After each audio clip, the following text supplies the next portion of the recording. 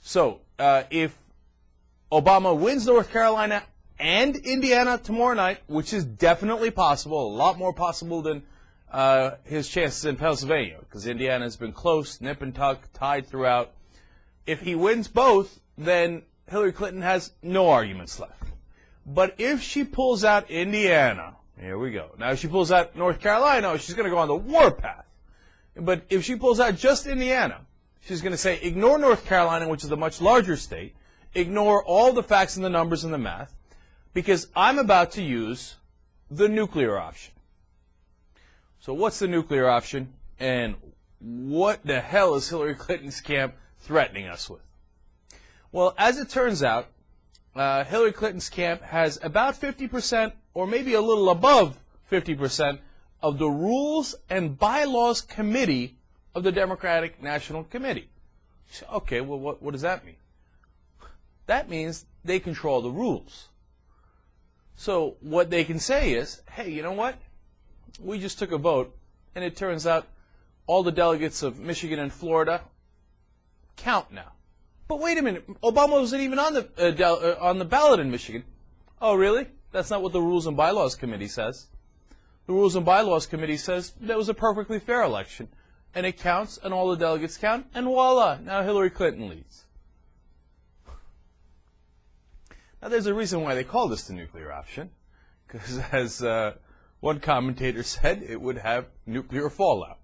Okay. You're going to actually go ahead and fix the rules? That's your idea of being a Democratic candidate? That even though you've lost the election, you're just going to fix the rules so that you win? Well, you say, I have more people on the Rules and Bylaws Committee, so I'll just change the rules and bylaws. Even though, by the way, the Democratic National Committee already agreed that Michigan and Florida delegates would not count. Nobody, of course, as you know, competed in Florida. They did not have an election there where anybody campaigned. And all the campaigns, including Hillary Clinton's campaign, pledged not only to not campaign there, but also not to show up in Florida and not to have the delegates count. And at the time, she said, oh, no, I don't want them to count. Florida's cheating, and I don't want them to get an advantage like that. Same exact thing in Michigan, but even worse, because no one outside of Hillary Clinton was even on the ballot. And now they're saying, yeah, we were lying when we said we weren't going to count them. We were lying when we said that everybody else shouldn't campaign there. We were lying when we said, oh, just leave my name on the ballot, but that doesn't mean anything. And now, when we said we'd follow the rules and bylaws, we were lying. We're going to fix the rules and bylaws. Now, Huffington Post's Tom Edsall broke this story. And when he was breaking it, the Clinton camp was like, no, that's not true. Oh, come on. Of course we're not going to do that. Don't be ridiculous. Now that the story's out and about and is confirmed, they've switched directions, and their new PR strategy and their new spin is, oh, yeah, what's the big deal? Of course, yeah. I mean, Michigan and Florida should count, and it's not that we control the Rules and Bylaws Committee, it's just that committee happens to be a sensible one, and we'll see the sensible solution of obviously counting the Michigan and Florida delegates exactly as they are now.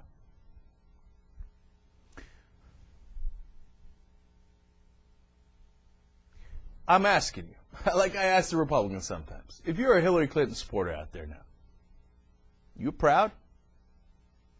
You're still thinking, no, she's doing the right thing? That she has to do this? Win by any means necessary? Fix the rules if you have to? You're still proud. You're still a Democrat. You're still feeling good. You still think she's the right candidate. Now, the thing is, she's not going to get away with it because there's layer on top of layer of bureaucracy inside the Democratic National Committee. Then there you go to another committee that has to verify those results, and that committee has more than 50% of Obama delegates on it. And, okay, so in the end, she's not going to get her way anyway, but she's going to make a royal mess out of it. She's going to try to bring Michigan and Florida back into this, and she's going to make a royal mess of it and make the Democrats' chance of winning in November far, far, far less to satisfy her own ego. All pray at the altar of Hillary Clinton's ego. If she doesn't win this year, she doesn't give a damn if a Democrat wins. In fact, I'm now convinced, and before, remember when I originally came out with this theory, I was like, maybe, it seems a little bit of a stretch. But now at this point, if she thinks, I'll use the nuclear option and just royally screw over the Democratic Party, I think she thinks, hey, if I don't win this thing, and I hurt Obama, and McCain wins, great! I'll come back in 2012, and I'll say, see, Obama screwed it up for you. You should have picked me. That must be her intention. Man, because at this point, I'm convinced she doesn't give a damn about anybody but herself.